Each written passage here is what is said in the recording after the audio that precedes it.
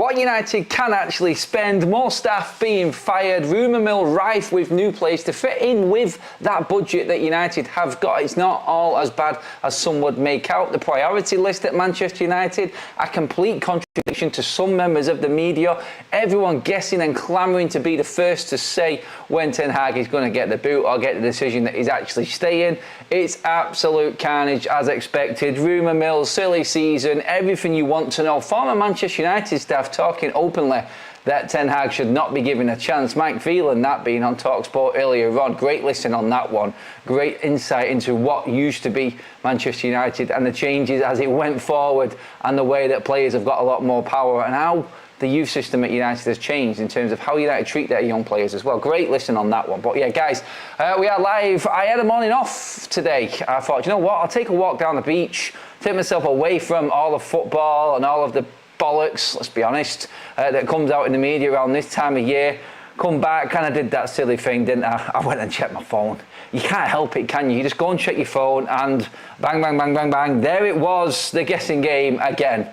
Yet again, the media are just out. Well, to be honest, I looked through every single one of every single one of the stories that was out there when I got back, and it was all exactly the same. It's just the same old stuff that it's just being repurposed again and talked about again and again and again. You'd have noticed to me, I've not been talking too much about Ten Hag.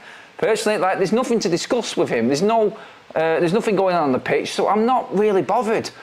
Honestly, like, right now, Ineos just need to make the right decision on that side. I know a lot of you, again, are getting wound up with the timescale and how long it's going to take. Yeah, I am slightly concerned that we're not getting on with things, but it's still week one after the season is finished. If it goes into next week, then, yeah, fair enough. We can start kicking up a stink and stuff, but I've got nothing to sort of dissect about what's going on the pitch, nothing to complain about, nothing to be positive about what's going on the pitch. Right now, we're just in a situation where everyone's gone away on holiday or preparing for the Euros and stuff like that, and we're waiting for the news to come out so we can start talking reality. We can start talking what's actually happening and dealing with facts, not rumour mill, made up, complete bull, which a lot is what's going on right now in the media. Please give the video a like, by the way, guys. Going on a little bit of a rant there. You can tell I've had a morning off, can't you? Lots to say, lots to talk about as well. Destinations for a few United players, issues with why these players are not fully committed or making decisions yet because of the situation with Ten Hag as well.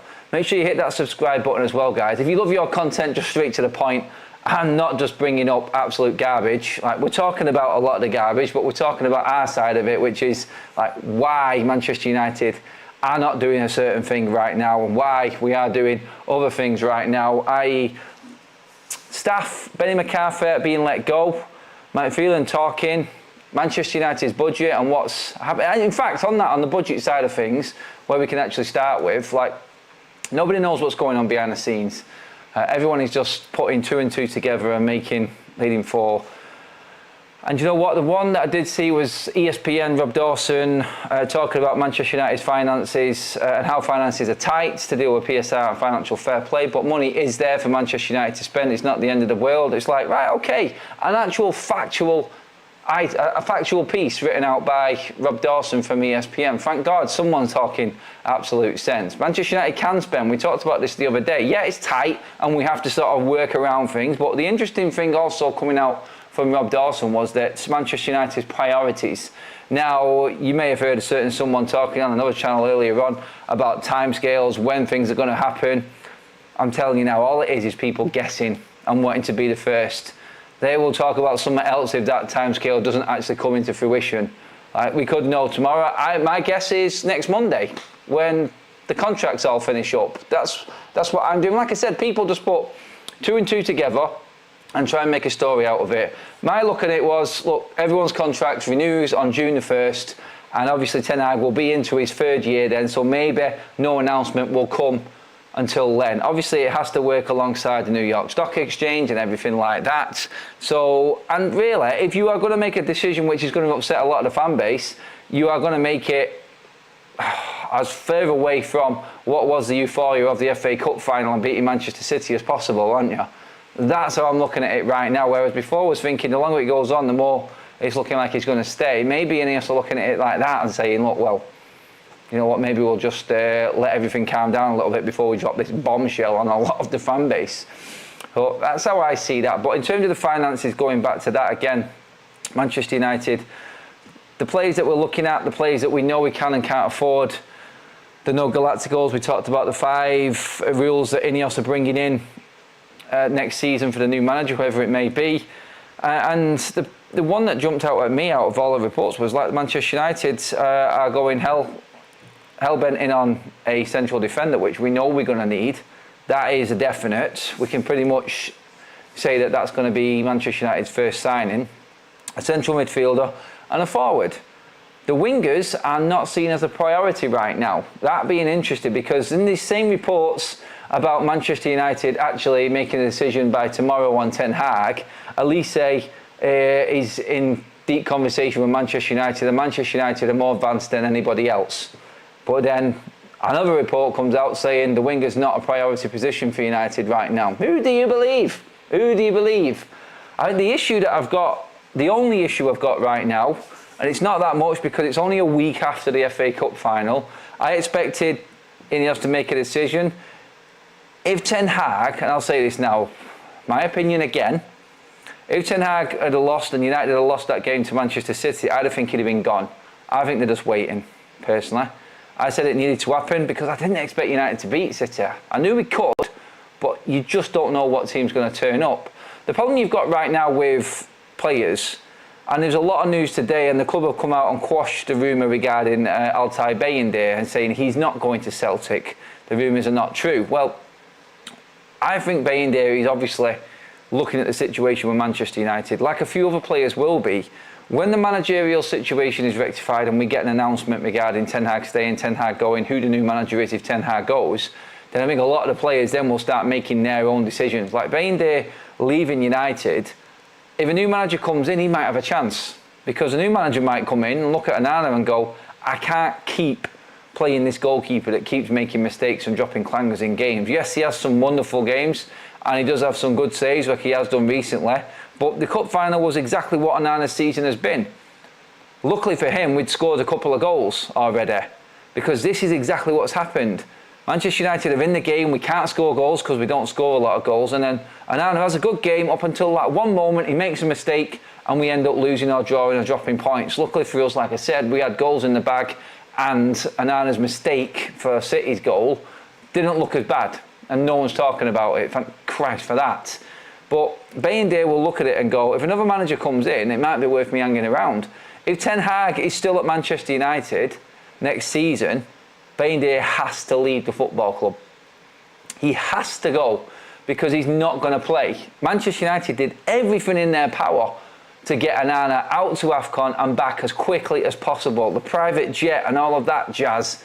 Bayındır, if I'm him right now, I'm going, I am not playing for Manchester United again if Erik Ten Hag is going to be the manager. I have to leave. This is an international goalkeeper, let's not forget, for Turkey. He needs to leave Manchester United. So players like that will be looking at it and going, I have to go. Palestra, I have to go. You know what? To a certain extent, you have to look at the likes of Ahmad as well. I might have to think about my future. As much as I love the football club, I'm at a stage now where I am wanting to play games. Am I going to get enough games? Manchester United are talking about bringing players in under the age of 25. If they keep Ten Hag, and you've got the players like Ahmad, these players that are in their early 20s, and they're not playing them players, what does that tell that player?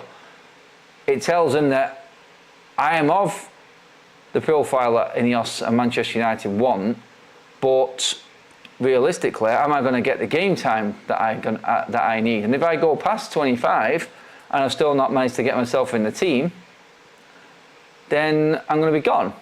I'm not going to get a new contract. So you're looking at it as a player and you're going, I need to look elsewhere. That's the reality of it. A lot of players will be waiting. Like everybody's contract, like I said, like June 1st, when the contracts run out, this is when all the big decisions will start to be made. So officially Saturday, I feel, after that, I think that's when we're probably going to know.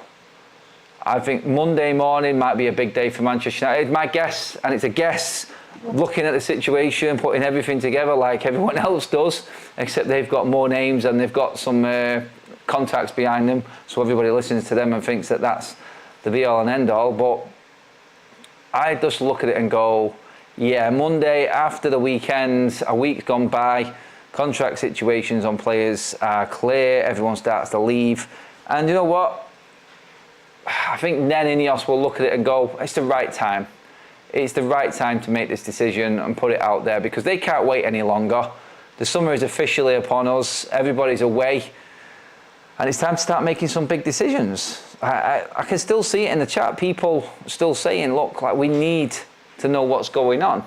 We need to know why no players are being moved around yet. We need to know why certain contract situations are not being dealt with yet. What's happening with Dan Ashworth?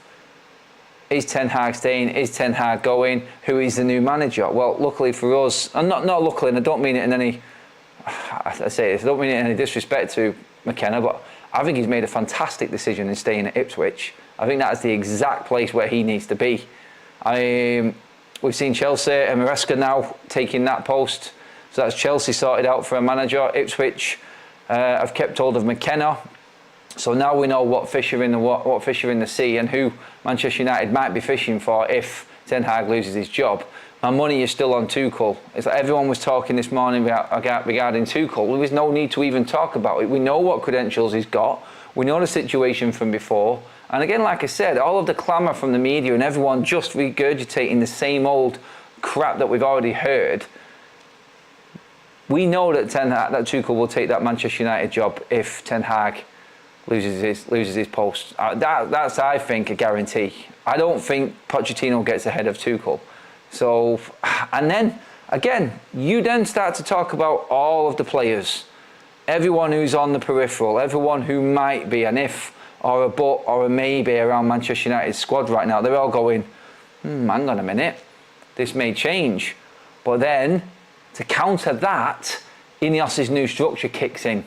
Like we spoke about last night, it doesn't matter who's in charge of Manchester United, they're going to be in charge of who goes and who stays, which is really interesting because in all of the reports and everything that's been talked about today, there is no bias within Ineos. There's apparently a boardroom split regarding Ten Hag, which can be expected. Like if they're having big discussions, then I can see that actually happening. I think that there might be something behind that. That Ineos are actually not sure what to do in terms of the board members, the people who are involved in the decision making are probably at each other right now saying yes, but no, but yes, but no, he's done this, he's done that, that's good, but do we need this right now? Look at what he's dealt with. Well, we don't care about that because we're going to be dealing with that going forward. What's happened on the pitch? Does he deserve another chance with a new structure? Can we see what he's done on the pitch, coaching wise, to prove to us that he's the right man to take United forward for Ineos and their project?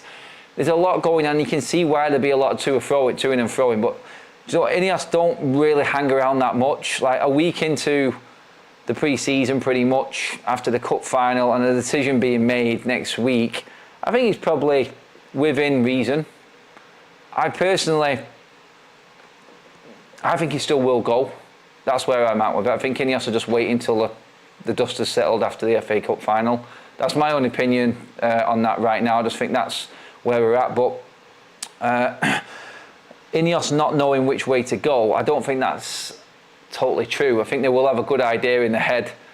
And like people have said before, the disrespect to Ten Hag regarding the people that they've got ready and who they've spoken to, that's just normal football. That's how a business should be run and how a football business should be run. So I think that's fine. And I think we have got an option there if Ten Hag goes. I just don't think Ten Hag, I don't know, I might be wrong. Like, can Ten Hag drop down into a coaching role considering what he's already done at Manchester United? He may seem or look at that as being disrespectful for him. It would seem like a demotion for Ten Hag. And then another contract negotiated on less wages than what he's on now after everything that he's won. And this is just my argument from Ten Hag's side of things, really, because I think Ineos will be discussing what we're discussing, but on a higher level. And I think that's what's important and what we have to get across. Bacon Butty says, I'm late for the show. Don't you worry, mate, you can catch up later. I want Ten Hag out, but looking who is out there to replace him, I am not confident who could replace him. It all comes into what Ineos' structure is and what they want from a coach. I think that's pretty clear right now with what's been reported, I would say. Again, though, like I said, I'm not going to be the big contradiction and say, look, the media are putting 2 and 2 together. We're doing the same thing, but I like to look at the factual stuff that's actually out there. Like, Tuchel's out of a job, Pochettino's out of a job, United won the FA Cup. Maybe they're waiting for that fanfare and that whole buzz around the FA Cup to settle down before they drop the bombshell of Ten Hag. Maybe they're negotiating a new contract for Ten Hag right now as a coach and not a manager. There's all sorts of different things that could be going on that's delaying this right now. Maybe Ineos had the idea of getting rid of Ten Hag, but now all of a sudden they're wanting to keep him, but they're just restructuring everything and it's taking a little bit of time. They have to announce this, let's not forget. And I feel like when they do announce it, it will be the first time Ineos find out what this fan base is really like, because there's going to be repercussions. There's going to be a big reaction to whichever way the decision goes with Ten Hag. So I think that's what they're going to have to be aware of when it comes, and that will be the official welcome to Manchester United, because that's the first big call that they've made. And then after that, they're just going to get bigger and bigger, because then we're into the players and what players Manchester United wants. New part owners, same old crap with a shambles of a club. Need to stop messing around. Give him the chance with a proper football structure. Lucas says it's going to be De Zerbi, Poch or Tuchel, but feels like De Zerbi with Ashworth and Barada. Michael Arthur, Jared Branthwaite is valued at 60 to 70 million. On them players, we might as well move to the players. Forget about Ten Hag, because, like I said, no decision's been made, and we'll just wait for that to come out. Again, we touched on it a little bit there. There's nothing new. Nobody knows. There's no guarantee it's going to be tomorrow. That's a definite. There's no guarantee it's going to be next week, but I feel like it has to be at least next week. But in terms of the players, Jared Branthwaite, 60, 70 million. United will not be buying Jared Branthwaite for that price. Manchester United's valuation is around 40 million. I think that's sensible. I think that's right. We know we cannot afford to spend 60 million on a prospect. That money would only go on the guaranteed absolute player for Ineos, I feel, and Manchester United's structure right now. I don't think we're going to be looking at getting anywhere near that number for a player like Elise. These are all being blown out the water. So 1 minute Man United are in for a certain player, the next minute that's being completely blown out because of too much price. It's not a priority position on the pitch. It's really, it's on a knife edge now, Manchester United summer, in terms of the players that leave. And you know what? There could be a part of that Ineos are deciding on with Ten Hag, and why that's not been rectified yet. There could be a part of Ineos that are just like waiting around with these transfers just to make sure that sacking or keeping of Ten Hag doesn't implement anything. They have to look into everything. And I'm sure with the way that Ineos have actually spoken to all of the players, like Jason Wilcox is in there now, they'll be looking at all of the players, they'll be looking at what's happened with certain players and incidents through the season, and that whole management side of the players, I think. And you know what? I feel like once the decision's cleared with Ten Hag, then we will get everything falling into place transfer-wise. But Branthwaite, no. The more the rumours come out regarding the price for him, the more I think we are not going to be getting Jared Branthwaite. And it has to come down to Manchester United not buckling. Like beforehand, United would have been straight into that revolving credit facility and they've been paying over the top odds for Branthwaite. That's not going to happen. Ineos do not want to use the revolving credit facility, which we can use alongside financial fair play, which would take United spend up to 300 million plus if we wanted it to. It's not going to happen. I'm going to say that safely now. The way that Ineos are, I'm not going to say scrimping and scraping, but they are watching the pennies. Let's just say that. They're definitely watching the pennies. There is money to spend for Manchester United. It may not be the 175 million that we spent last summer or the 250 million we spent the summer before. It's going to be, I feel, around the 120 million pound mark, I feel, unless we sell some players. That's what I think it is. Like, we can spend big money. And this is what the temptation has been every single summer for Manchester United. And why not having a proper football structure in place has got us to the situation where we are now, where we're in debt because we're borrowing against the company credit card and we're giving stupid wages off the back of that credit. it's absolutely mind-blowing how stupid Manchester United have run the transfer windows over the last bleeding decade. It's ridiculous. And the way we bent over for Ten Hag to get certain players in, down to Murto, nobody else, well, Arnold as well, nobody else. This is not sustainable, and this is not a way that Ineos are going to move forward. Just looking at what they're doing now and how they're doing everything, you know that they're not going to go into that credit facility. There's no player out there. They've said no Galacticos, so they're not going to spend big. They're not going to spend big on a prospect either, like Yoro Branthwaite, if he's stupidly priced. If they get him for a reasonable price at that age, we will get him through the door. It will happen. But do not expect Manchester United to be getting Branthwaite in for 60, 70 million. I cannot see Ineos going for that. I cannot see their structure and their setup and that fitting in with that. Definitely not. So looking at that, I would say more towards Todibo, who's opened up and talked a lot recently.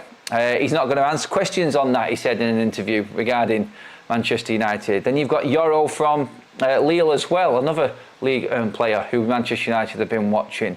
These are the types of players. Obviously, Tosin Adebayo from Fulham has been talked about again.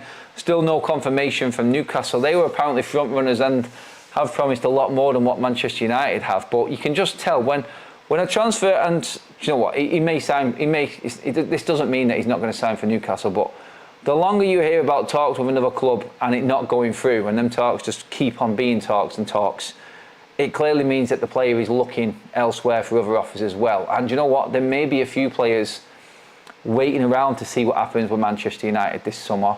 And I think that that's going to be where United can take advantage with the financial situation we're in right now, with not being able to spend loads of money. If players want to come to the club, they will make it awkward for everyone else to make sure that that move happens. I think United have played on that before and waited it out. I think this is how Ineos may approach it as well. They'll use everything in their arsenal and to their advantage to get players in at the right price. And sometimes doing that definitely works as well. Like if you know that there's a player who wants to come, then you can get a better deal out of it. I know Anthony wanted to come, but we didn't get a good deal out of that. That's just because of the ineptitude within Manchester United's board and the whole transfer committee that was Manchester United. So it sounds a bit crazy, but again, this is where Ineos need to show their teeth and what they're really made of. Cheers for all the likes, guys. Well over 100 already. 500 plus in the room with us right now. Please keep liking the video, share the video as well, guys. Let's get more people in on this debate, because I'm going into the chat right now. Radcliffe won't waste money like we have in the past, says Andy. No, definitely not. Ian, with the way we are apparently got a low budget, would you take Tosin on a free? I would. I think it makes sense. I would. Players on a free at the right age that you can see have got something about them, that have not been given a chance at the higher level, that's worth the punt. There was rumours that United were looking at Chalobah from Chelsea for 25 million. Not sure, because the player's not had a real chance at the football club. This is where scouting, this is where recruitment really kicks in. And why Manchester United's new structure and everything above the manager is so vital for this summer to get things going for Ineos, because you cannot really scout Chalobah from last season. He hasn't played enough. You don't know the mentality of the player from when he's been in. He's had some good games. He's not, like I said, with the amount of players at Chelsea, it's a risk because you don't know which ones are going to come off. Chelsea's scattergun approach to transfers is all clear. Like you've seen the likes of Enzo not turn out to be great.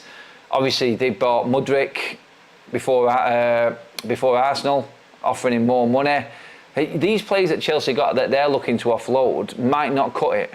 They might not. They have to be the right prices. I mean, we fell for it last season when we spent a fortune on bleeding Mason Mount.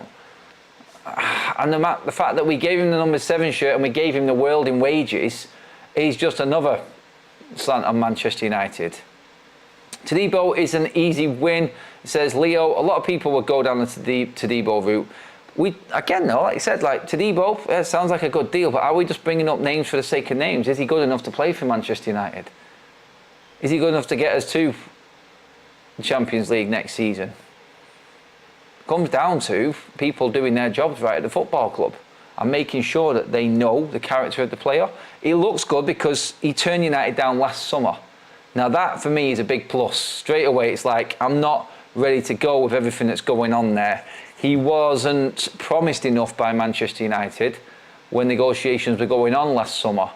So I look at that and I go, that's a massive, massive plus point and a big positive, because he's not jumped at the first opportunity. He's wanted to stay where he was comfortable and get a little bit more experience and feel like he wanted to see out this first stage of, well, he wouldn't have known that Ineos were coming in obviously, but he wanted to see what happened after this season that's gone by with Manchester United. Maybe he looked at the contract situations, or his agent's been talking to him about some players that were leaving United this summer. We all know we were in a bit of a central defender exodus this summer, so hang around, let's wait till the next summer. Them conversations could have been going on. So that, I feel, is a definite tick on the side of Todibo. Not rushing in for the big contracts, looking at the football matters and how much game time he's going to get, and the project of Manchester United. This is where agents need to come into their own as well. They need to research what players' contract situations are at other clubs, look at the prospects for their client, go into that club. Is he going to get more game time? Is he going to get what he wants? They need to look into everything, and I think that's what they are doing now. They're getting paid absolute fortunes, agents, right now, but I feel like Todibo actually knows the situation and has looked at the situation, and hopefully his agent alongside him has as well. So that I look at and go, I like that. I don't think that's a bad thing at all. If he stays, I'll back him fully, but if he goes, I fully enjoy seeing certain people lose their shit, says Stu. That's got to be regarding Eric Ten Hag, surely. Jack says, now we have a proper football structure and we're going to waste 50 to 60% of our transfer budget on Elise. Well, this is the thing, isn't it? Are we? Is Elise top priority for Manchester United? So there's reports today, no. And then some reports, yes. But nobody knows. Nobody knows. Like, realistically, do United need that type of player right now? The answer is no, we don't. Do we need centre-backs, centre-midfielders and strikers? Yes. Elise, sorry, move aside right now. Priority number 1, centre-back. 2, centre-mid. 3, centre-forward. That's how Manchester United, hopefully, will be going into the summer, because that's where we really do need to strengthen. So, yeah, I don't think we will be getting Elise as our first signing. Everyone's talking about United being nailed on for it. I don't see us blowing that much money on a player that we don't desperately need right now. Not with Ineos, anyway. We won't spend money, 100 to 120 at most. I believe 3-4 players, 3 or 4 players in, same out, probably, you're saying. No, Jarvis, I get that. Like, if you're buying 4 players and they're all going into the first team, that's good. The question is, can you get 4 first team players for that money that we just talked about? That 120, 130 million. I think if United sell players, then you may see that creep up to 150, 170 million. That's my opinion on that one, because we can generate money. And let's not forget, with PSR and financial fair play, with the wages going down dramatically, it gives United a little bit more bargaining. Because let's not forget, when you've got like annual salaries of 18 to 20 million like United have got with certain players, and then you bring that down by half on about 3 of them players, then your books start to balance for PSR. I've been told that finances for wages within the football club don't go into sort of budgets for transfer fees. They're all separate. So you've got your wage structure budget, you've got your transfer fee budget, and obviously then you're negotiating in your agent fees and stuff like that as well. That's what PSR was brought in for, and that's what Manchester United can move around now a little bit, because we are saving absolute fortunes on wages, and that's annually. And obviously PSR runs annually, and when you give your reports in, it all comes together as an operating profit or loss, and that's how Manchester United can counter PSR and financial fair play this time, because we have got some big earners out of the football club. And if Casemiro goes, which is likely, then holy lula, it's open season, we can spend even more.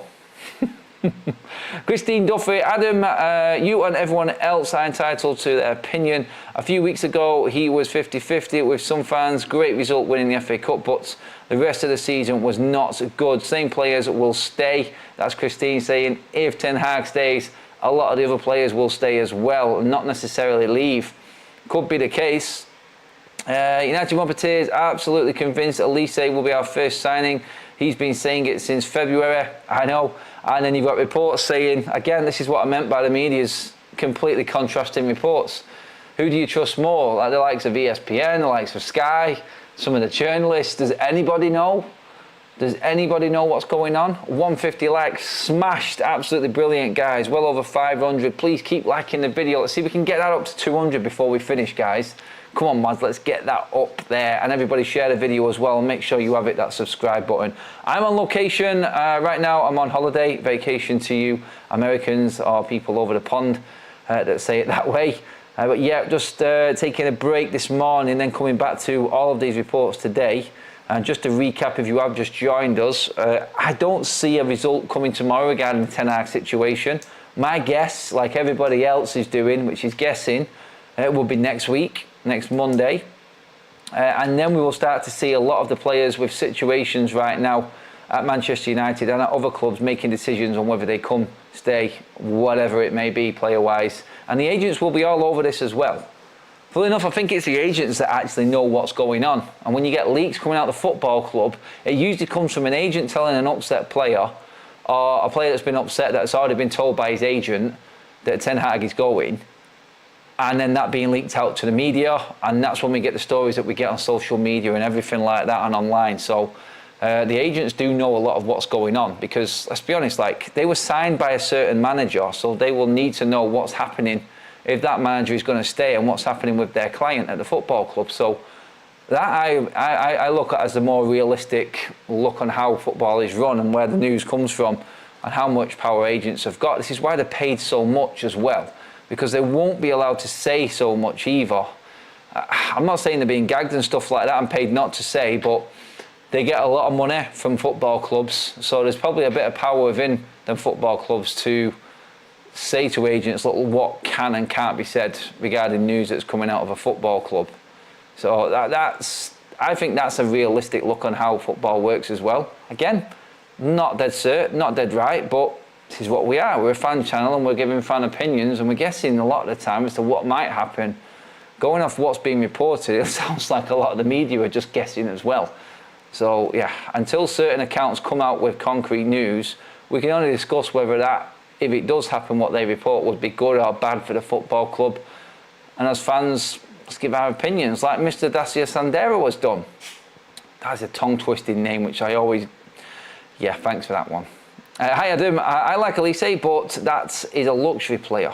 Way too much money. We need a centre-back, right-back, left-back, a striker and another DM. We have to get real and box clever in who we recruit, including loans. Loans could come into play. They could. Definitely. In 42, there was a stat that came out, I think 42 or 46%, I think it was, of Ten Hag signings have been loans and free transfers, which is crazy, isn't it?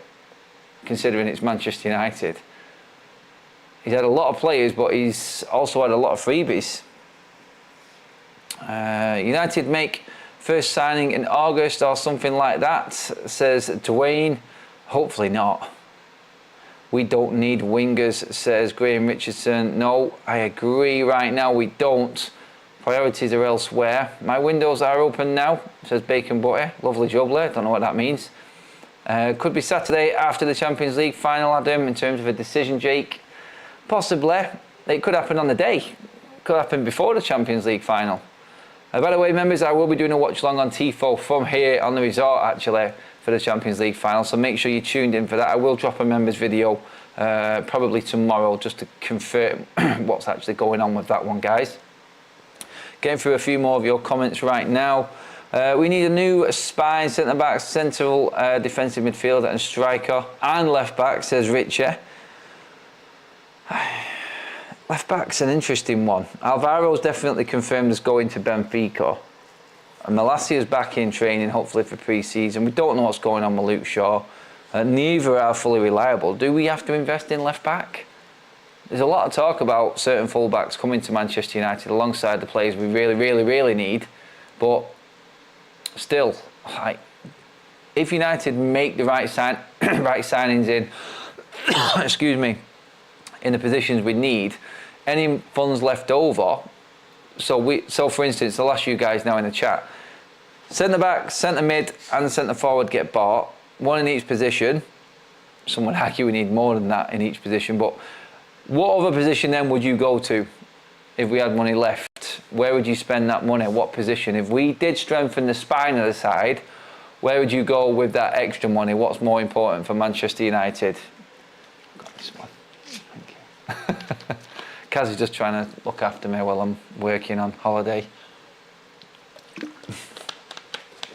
Let me know, everyone. Interesting to see where everyone's priorities are. I will give it to charity of FUTV choice, but he's not being sacked, but money to the side just in case, says Jordan. Cheers for that, Jordan. You have backed up on that constantly, mate. So appreciate that. Hi, Adam. What are your views on Dr. Death since he's arrived from Arsenal? We've been getting loads of injuries. Honestly, I don't know what or who the main culprit is for all the injuries we've had this season. The worrying thing is that most of them have come on the training ground. How we turn that around, I don't know. More and more games next season, like we discussed yesterday, with the new structure of the UEFA competitions. So it's going to be even more difficult to try and keep players fit. Or maybe it might work in our favour, like, because last season when we had like 60 plus games, we didn't have as many injuries. This season, with less games out of less competitions, we've had loads of injuries. So there you go. That's the simple fix for Manchester United, is to just be competing in every single competition, and we won't get that many injuries. Done. Easy as you like. Tanibo is a right footer. Will probably not compete with Leacher, says Prashant. Adam, let's be real. Just enjoy your President Bay and Dominican sunshine. Nobody knows who we are signing. It's loads of smoke but no fire. Well, the fire is about to be started, because there has to be clarity regarding Ten Hag's situation. That interview with Mike Phelan on TalkSport that I was saying at the top of the show there, when asked if he should be given another chance, he straight out said no. Look, it needs to be changed. Ineos need to start making big calls and not be afraid of the reaction. I don't think they will be. I don't think they'll be afraid to make a big call, Ineos, but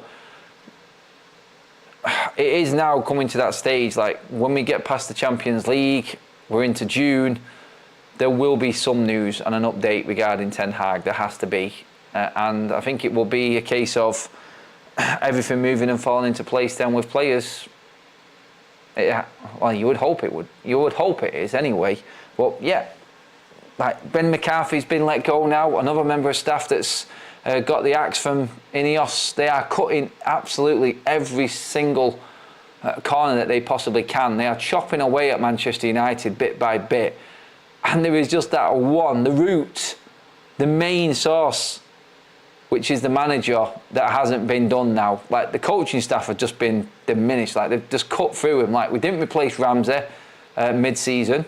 He's gone. Steve McLaren's took duties on set pieces. He was supposed to be our set piece expert. That worked well, didn't it? Now Benny McCarthy, the striker coach, has gone. Who comes in there?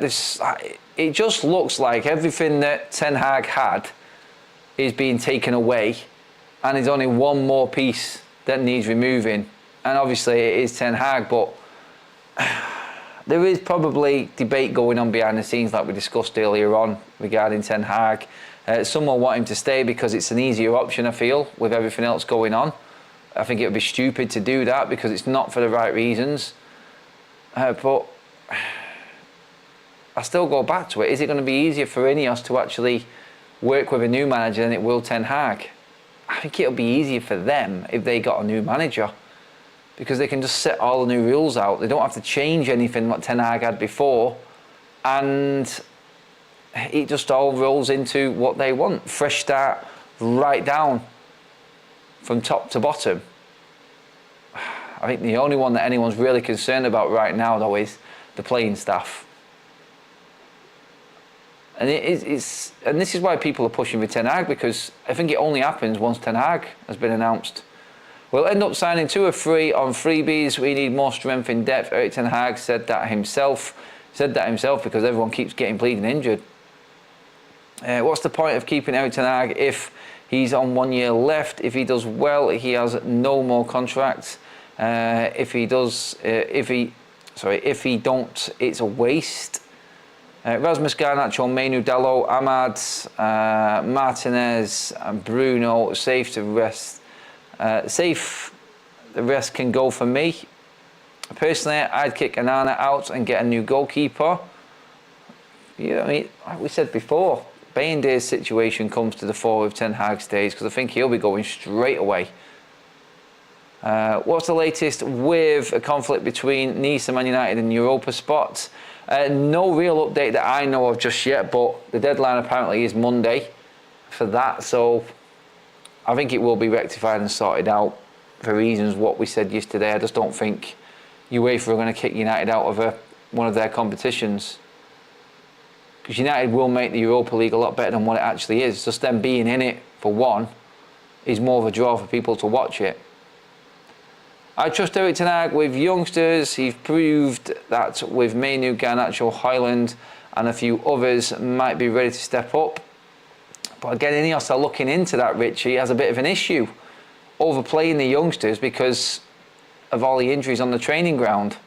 So they might look at that as a different side of things. I'm just playing devil's advocate in terms of what Ten Hag has done. It's good to see young players coming through, but you don't want to see them being completely burnt out. And obviously Ineos are looking at every angle of this. So it's going to come down to what's more important for them. Making these players last longer, getting more longevity out of them, or is it just important to get these players through as quickly as possible? One way or the other, I think it'll go for or against Ten Hag, this, but there is an investigation going on into why we're having to burn out the likes of Garnacho and Manu and Rasmus Højlund, because we've got all of these injuries. I think the injury situation is one that definitely needs looking into more than anything else at Manchester United by Ineos.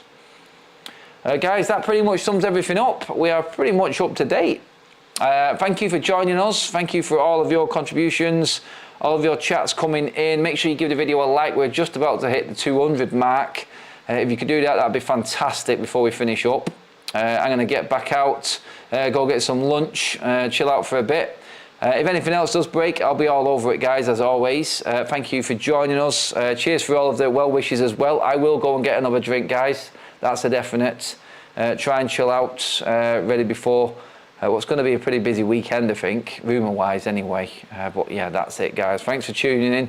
Thanks for joining us, and I'll see you all tomorrow. I'll keep you posted as to what content's coming out as well. Members, stay tuned as well tomorrow for your members video also. But yeah, that's it, guys. Like, share and subscribe. I'll see you all later.